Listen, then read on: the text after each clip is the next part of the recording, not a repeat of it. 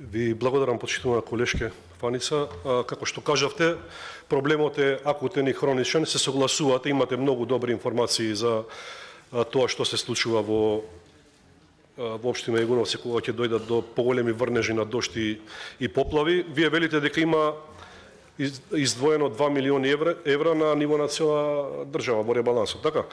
Сега ви кажувам дека има проект кој што е веќе постоен и за кој што треба да се финансира. И токму заради тоа предлогот беше да биде во два дела финансирањето на овој проект, да се обезбедат средства во буџетот со кој што ќе се започне овој капитален голем проект за конечно решавање на проблемот на жителите во општина Јагуновци. Ако велите дека нема подготвено или требало дополнително, не знам, дозволи и решенија, јас се согласувам со тоа и еве ве прашувам зошто претходно во овие 4 години кога градоначалник беше од Социјалдемократскиот сојуз не ги изготви овие документи, а дури има и записник од состаноци на ЗЕЛ со министрите од владата, каде што поранешниот градоначалник алармира дека навистина е сериозна состојбата во општина Јагуновци.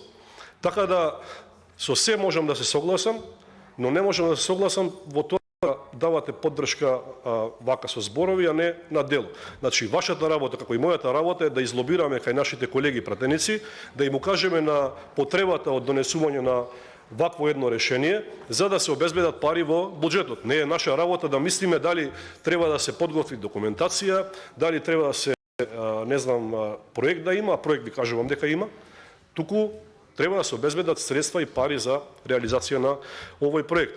Токму затоа, уште еднаш пак ќе речам, размислете добро, поддржете го овој амандман, а тоа ќе одекне силно кај нашите луѓе кои што живеат во општина Јагуновци и на крајот на краиштата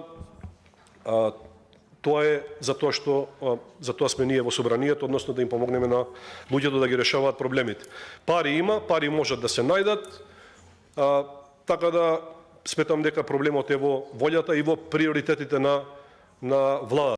Гледаме дека, за жал, власта нема приоритети, оваа влада има измешани приоритети и затоа едноставно ги одбива амандманите. Ги одбивате и капиталните инвестиции, но ги одбивате и амандманите за подобар живот на граѓаните.